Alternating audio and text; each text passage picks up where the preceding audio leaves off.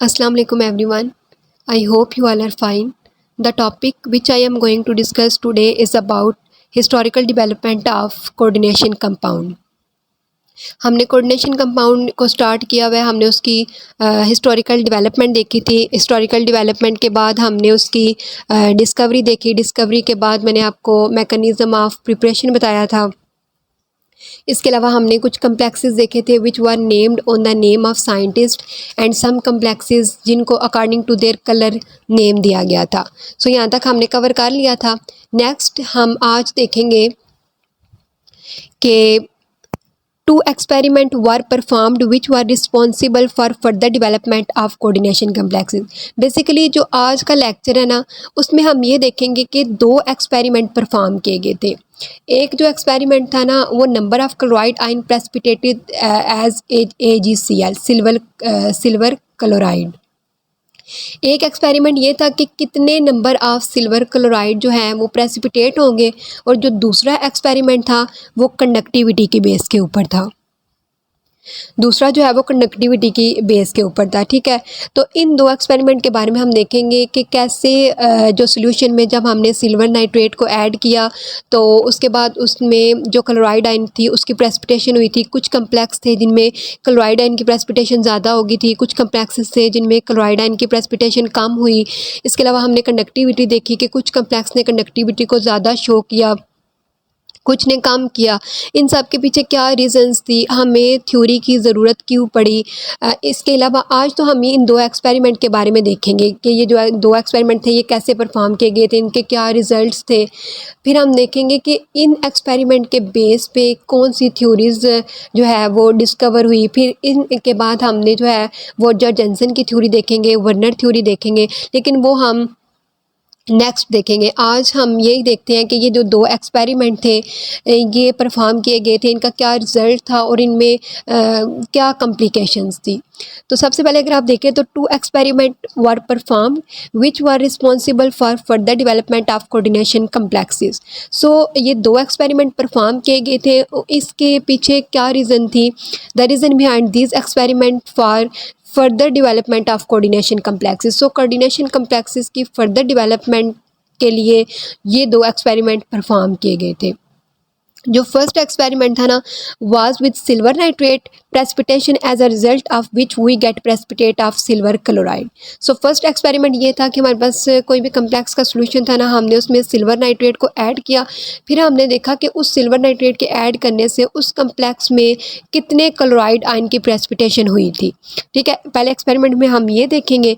Second वाले experiment में हम ये देखेंगे कि कंडक्टिविटी के जब हमने कम्प्लेक्स को एक्वस सॉल्यूशन में डिज़ोल्व किया तो क्या उसकी कंडक्टिविटी थी।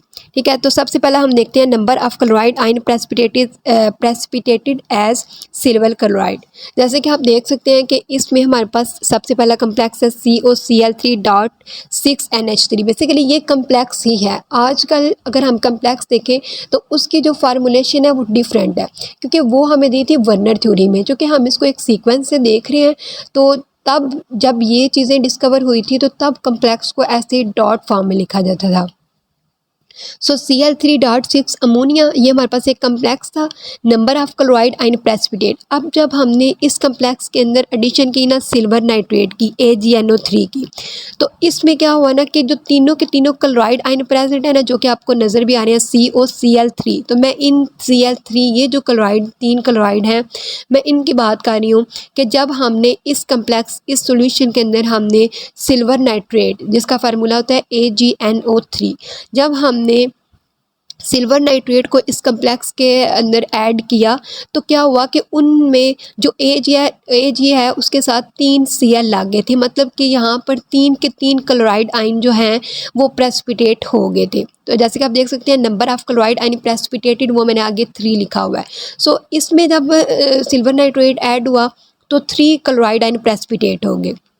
सो आप इस कम्प्लेक्स को प्रेजेंट फार्मूलेशन के अकॉर्डिंग भी लिख सकते हैं, जैसे कि मैंने आगे लिखा हुआ है CONH3 × 6 3 पॉजिटिव और 3 Cl, यानी कि 3 इसमें क्लोराइड है। ठीक है, नेक्स्ट अगर हम देखें ना तो वो हमारे पास था COCl3.5NH3। ठीक है, अब इसमें क्या हुआ था ना कि जब इस कम्प्लेक्स के अंदर सोडियम क्लोराइड ऐड किया है, सिल्वर नाइट्रेट को हम ऐड करेंगे AgNO3। ठीक है, इस कम्प्लेक्स के अंदर भी जब हमने AgNO3 को ऐड किया तो एज अ रिज़ल्ट हमने क्या देखा कि इसमें 2 क्लोराइड आयन प्रेसिपिटेट हुए थे। ऊपर वाले में जब हमने क्लोराइड आयन किया, हालांकि Cl3 तो ऊपर भी 3 थे और नीचे भी 3 थे, लेकिन ऊपर वाले केस में जब हमने AgNO3 को ऐड किया तो 3 क्लोराइड आयन प्रेसिपिटेट हो गए। नीचे वाले कम्प्लेक्स में जब हमने ऐड किया तो 2 क्लोराइड आयन प्रेसिपिटेट हुए। उसके बाद नेक्स्ट अगर आप कम्प्लेक्स देखें तो COCl3.4NH3, तो इसमें क्या हुआ ना कि 1 क्लोराइड आयन प्रेसिपिटेट हुआ था। और नेक्स्ट अगर हम देखें इरिडियम ट्राइक्लोराइड.3 अमोनिया, तो इसमें जब हमने सिल्वर नाइट्रेट का सोल्यूशन ऐड किया तो इसमें हमारे पास कोई भी क्लोराइड आयन प्रेसिपिटेट नहीं हुआ था। तो इस चीज़ का किसी को पता नहीं था कि इसके पीछे क्या रीज़न है कि क्यों ऐसे हुआ कि हमारे पास कम्प्लेक्सेस तो हैं, क्लोराइड आयन भी 3 है, लेकिन पहले में 3 क्लोराइड आयन हुए हैं, दूसरे में 2 प्रेसिपिटेट हुए हैं, तीसरे में हमारे पास 1 हुआ है और चौथे में हमारे पास 0 क्लोराइड आयन प्रेसिपिटेट हुए हैं। फिर इसी चीज़ को मैंने थोड़ा थ्योरी में भी लिखा हुआ है।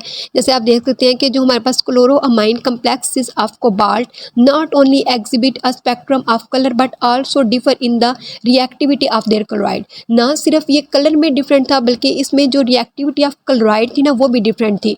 जैसे कि आप देख रहे हो कि इसमें क्लोराइड आयन डिफरेंट जो है वो अमाउंट में प्रेसिपिटेट आउट हुए हैं। सो इस चीज़ को आप उन्होंने आगे जो मैंने आपको भी चीज़ बताई है यही मैंने इधर लिखी हुई है कि for example addition of a solution of silver nitrate. अगर हम सिल्वर नाइट्रेट को ऐड करते हैं in a freshly prepared solution of COCl3.6 ammonia. अब ये वैसे मैं नोमेनक्लेचर पे एक वीडियो बना दूंगी, लेकिन इसका क्या नाम होगा, COCl3.6 अमोनिया। ठीक है, तो ये हमारे पास होगा हेक्सा अमाइन कोबाल्ट क्लोराइड। तो यह इसमें हमारे पास क्या होगा कि जब उन्होंने सिल्वर नाइट्रेट को ऐड किया था freshly prepared solution of hexa amine cobalt chloride में, जो कि पहला कम्प्लेक्स है, ये ऊपर मैंने आपको दिखाया है कि ये पहला कम्प्लेक्स है, जब उन्होंने इसमें ऐड किया ना तो उन्होंने क्या देखा कि result in the immediate precipitation of all 3 chloride ions. ठीक है, तो जब पहले कम्प्लेक्स में हमने सिल्वर नाइट्रेट का सोल्यूशन ऐड किया तो जितने भी क्लोराइड आइन थे ना वो इमीडिएटली प्रेसिपिटेट हो गए थे। The same experiment perform with COCl3 which is second complex, it cause instant precipitation of only 2 chloride आइन। जैसे कि आपने उस टेबल में भी देखा है कि 2 क्लोराइड आइन उस केस में प्रेसिपिटेट हुए थे। ठीक है, इसी तरह उन्होंने तीसरे कम्प्लेक्स के साथ भी यही किया, ऐड किया उसमें सिल्वर नाइट्रेट को AgNO3 को, तो क्या हुआ कि 1 क्लोराइड आइन प्रेसिपिटेट हुआ। But in case of iridium trichloride जो IRCl3.3 अमोनिया है, इसमें क्या हुआ था कि कोई क्लोराइड आइन प्रेसिपिटेट नहीं हुआ था। So these observation suggest that in COCl3 अब उनके पास उनको मतलब इस चीज़ का आंसर चाहिए था कि 3 ही क्लोराइड आइन है, जब हम उनमें सिल्वर नाइट्रेट को ऐड कर रहे हैं तो पहले में हमारे पास जो है वो 3 हो गए हैं, दूसरे में 2 हुए हैं, तीसरे में 1 हुआ है, तो इसमें हमारे पास क्यों नहीं हुए।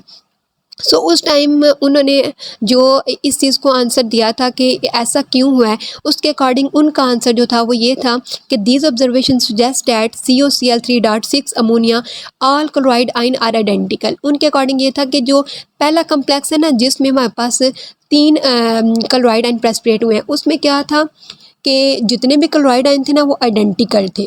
ठीक है, लेकिन वो वीकली अटैच थे कम्प्लेक्स के साथ। जब वो वीकली अटैच थे तो ये रीज़न है कि 3 के 3 क्लोराइड आयन प्रेसिपिटेट आउट हो गए थे, ये उन्होंने रीज़न दी थी। बट इन केस ऑफ अब इरिडियम ट्राइक्लोराइड के केस में कोई एक भी क्लोराइड आयन प्रेसिपिटेट नहीं हुआ था, तो इसकी रीज़न उन्होंने ये दी कि ये जो हमारे पास क्लोराइड आयन है ये कम्प्लेक्स के साथ फिर्मली अटैच है। ठीक है, तो इस वजह से ये भी रीज़न थी उनकी कि ये जो क्लोराइड आयन है ये प्रेसिपिटेट नहीं हुए। और तीसरा उन्होंने बोला कि in case of COCl3 5NH3 और 4NH3 के केस में ये था कि जितने भी क्लोराइड आयन थे वो डिफरेंट टाइप के थे, लेकिन ये कोई वैलिड आंसर नहीं था।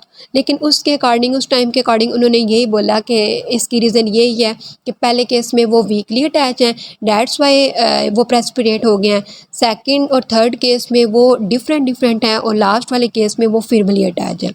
सो ये डैट टाइम उनके ये आंसर्स थे, बट ये कोई वैलिड आंसर नहीं थे।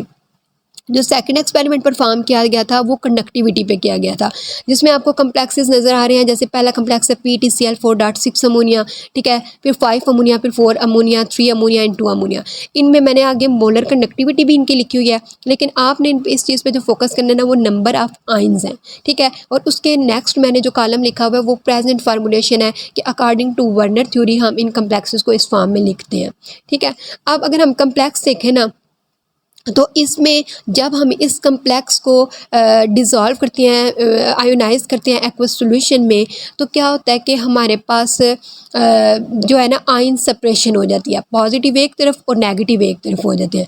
अब आप देखो पहले कम्प्लेक्स में क्या है, PTCl4.6 अमोनिया। अब अगर आप इसको एक कम्प्लेक्स फॉर्म में लिखो और फिर उसको आयन में डिज़ोल्व, उसको उसकी आयोनाइजेशन करो, ठीक है, उसको किसी भी एक्वस सॉल्यूशन में डिज़ोल्व करो, तो क्या होगा कि ये जो हमारे पास हेक्सा अमाइन प्लैटिनम है ना, ये PTNH3/6, ठीक है, ये पॉजिटिव है और बाकी हमारे पास 4 क्लोराइड आयन आएंगे। मतलब जब हमने इसको डिज़ोल्व किया ना, आयोनाइज किया, तो इसने हमें 2 तरह के आयन दिए, पॉजिटिव भी दिया और नेगेटिव भी दिया।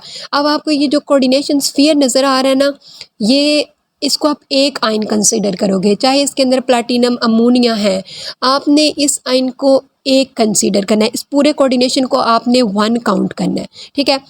अगर आप इसको काउंट करो तो एक कोऑर्डिनेशन स्फीयर हो गया।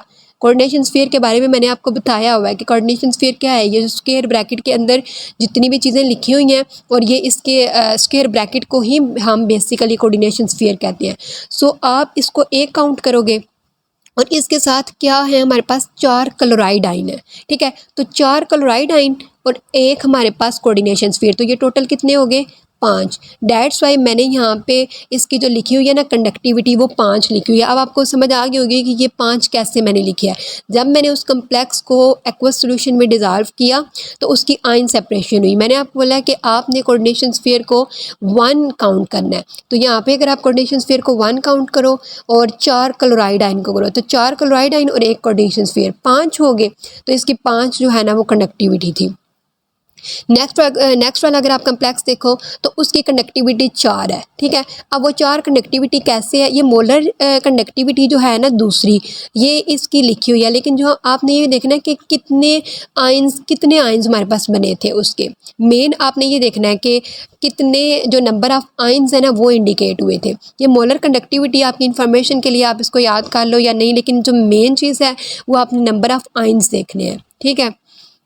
अच्छा, नेक्स्ट वाला जो था ना उसमें क्या हुआ कि जब हमने उसको ना एक्वा सॉल्यूशन में डिज़ोल्व किया ना, तो क्या हुआ कि इसमें अब आप देखो कि कोऑर्डिनेशन स्फीयर को एक काउंट करो और 3 7 क्लोराइड आयन है, 3 और 1 4, तो इसलिए मैंने इसके नंबर ऑफ आयन इंडिकेट 4 लिखे हैं। सिमिलरली नेक्स्ट अगर आप देखो तो उसमें हमारे पास क्या होगा कि आप देख रहे हो कि जैसे जैसे अमोनिया कम हो रही है ना, वैसे वैसे क्या हो रहा है कि जो नंबर ऑफ आयंस इंडिकेट है ना वो भी हमारे पास कम हो रहे हैं, ठीक है। मतलब कि पहले हमारे पास 6 अमोनिया थे तो नंबर ऑफ आइंस 5 आए, फिर 5 अमोनिया हुए तो 4 हो गए, 4 अमोनिया हुए तो नंबर ऑफ आइंस 3 हो गए। इसी तरह आपने जो है ना वो नंबर ऑफ आइंस को काउंट करना है, कोऑर्डिनेशन स्फीयर को एक काउंट करना है और साथ में जो क्लोराइड आयन होंगे उनको साथ में काउंट कर लेना है। एट द एंड अगर आप देखो तो इसमें क्या है कि इसमें नंबर ऑफ आयन इंडिकेट 0 है। अब वो कैसे कि मैंने आपको बोला कि कोऑर्डिनेशन स्फीयर को तो आपने जो है वो एक काउंट करना है, लेकिन वो तब एक काउंट करना है जब वो किसी आयन में होगा। लाइक ऊपर जो है उसमें आयंस की सेपरेशन हुई थी, लेकिन क्या न्यूट्रल मॉलिक्यूल डिज़ोल्व हो सकता है? तो आप देखो ये न्यूट्रल मॉलिक्यूल है, तो न्यूट्रल मॉलिक्यूल तो नहीं डिज़ोल्व होगा, तो इस वजह से इसकी जब ये डिज़ोल्व ही नहीं होगा तो इसकी कंडक्टिविटी जो थी वो हमारे पास 0 थी, ठीक है, क्योंकि ये एक न्यूट्रल मॉलिक्यूल है। अब हमें कैसे पता चला कि ये न्यूट्रल है, क्योंकि इसके कोऑर्डिनेशन स्फीयर के ऊपर जो चार्ज है ना वो 0 है, ठीक है। तो ये हमारे पास सेकंड एक्सपेरिमेंट था। नेक्स्ट अगर आप देखो तो इसी तरह कम्प्लेक्स है, इसकी अगर आप कंडक्टिविटी देखो तो इसमें एक पोटाशियम का और एक कोऑर्डिनेशन स्फीयर का 2 हो गए। इस तरह लास्ट वाला जो है उसमें हमारे पास 2 पोटाशियम के हैं और एक कोऑर्डिनेशन स्फीयर का है तो वो 3 है। So this experiment provide useful information about the number of ion present in the solution of different complex. इस एक्सपेरिमेंट से हमें क्या पता चला कि कितने नंबर ऑफ आयन प्रेजेंट हैं डिफरेंट कम्प्लेक्सेस में, ठीक है। Greater the number of ion in solution greater the molar conductivity. और एक और बात है कि जिस कम्प्लेक्स के जितने ज़्यादा नंबर ऑफ आयन्स होंगे ना उतनी ज़्यादा उसकी कंडक्टिविटी होगी। ठीक है, नेक्स्ट इसमें हमारे पास ये है कि greater will be the conductivity, so therefore a comparison of conductivity of solution containing same concentration of coordination compound permit an estimate of number of ion in each complex compound. The results show that number of ammonia molecule in compound decrease। मतलब इस सब में यही बात हो रही है कि हमें इस एक्सपेरिमेंट से ये यूज़फुल इंफॉर्मेशन मिली कि जब हम कम्प्लेक्स को इक्वल सोल्यूशन में आयोनाइज करेंगे तो हमें कितने नंबर ऑफ आयन इंडिकेट होंगे। पहली बात हमने ये देखी। दूसरा हमें ये पता चला कि अगर नंबर ऑफ़ आयन ज़्यादा होंगे तो उसकी कंडक्टिविटी भी ज़्यादा होगी। और तीसरी ये बात थी कि जैसे कि आप देख सकते हो पीछे जाके कि उसमें मैंने जो कॉलम टेबल बनाया है उसमें जैसे जैसे अमोनिया के नंबर डिक्रीज़ हो रहे हैं ना कंडक्टिविटी कम होती जा रही है। तो इसका मतलब ये हुआ कि जैसे जैसे अमोनिया कम हो रहा है कंडक्टिविटी कम हो रही है। सो अगर ज़्यादा नंबर ऑफ़ आयन्स होंगे इंडिकेट तो उसकी कंडक्टिविटी भी उतनी ही ज़्यादा होगी। So at that time it was very much difficult to explain the experiment of conductivity as well as experiment of precipitation. उस टाइम पे ये जो दो एक्सपेरिमेंट मैंने आपको बताया है कंडक्टिविटी का दूसरा AgCl की प्रेसिपिटेशन, तो उस टाइम इन एक्सपेरिमेंट को एक्सप्लेन करना मतलब डिफ़िकल्ट हो रहा था क्योंकि काफ़ी ज़्यादा क्वेश्चन थे जिनके कोई वैलिड आंसर नहीं थे। तो as a result of these two experimentation there was immediate need of some theory which not only give a system of nomenclature but also explain different color of complexes and how different type of precipitation of chloride are produced। सो ये जो दो experiment थे इनके कोई valid answer नहीं थे, difficulty हो रही थी उनको एक्सप्लेन करने के लिए। तो इन दो एक्सपेरिमेंट के रिज़ल्ट में हमें ज़रूरत थी कि हमें कुछ थ्योरीज़ मिले जो ना सिर्फ हमें सिस्टम ऑफ नोमेनक्लेचर दें बल्कि ये भी एक्सप्लेन करें कि कैसे डिफरेंट कलर के कम्प्लेक्सेस को वो कैसे एक्सप्लेन करती हैं या कैसे डिफरेंट टाइप के कम्प्लेक्स डिफरेंट क्लोराइड आयन को प्रेसिपिटेट करते हैं। सो स्टूडेंट आज के लिए बस इतना ही। नेक्स्ट वीडियो में हम जो इन्होंने थ्योरी दी थी, एक जॉर्जेनसन थ्योरी है और दूसरी हमारे पास वर्नर थ्योरी है, तो हम नेक्स्ट वीडियो में इंशाल्लाह उन थ्योरीज़ को देखेंगे। Thank you everyone for watching. Please like my video and subscribe my channel by clicking the bell icon. Thank you so much. अल्लाह हाफिज़।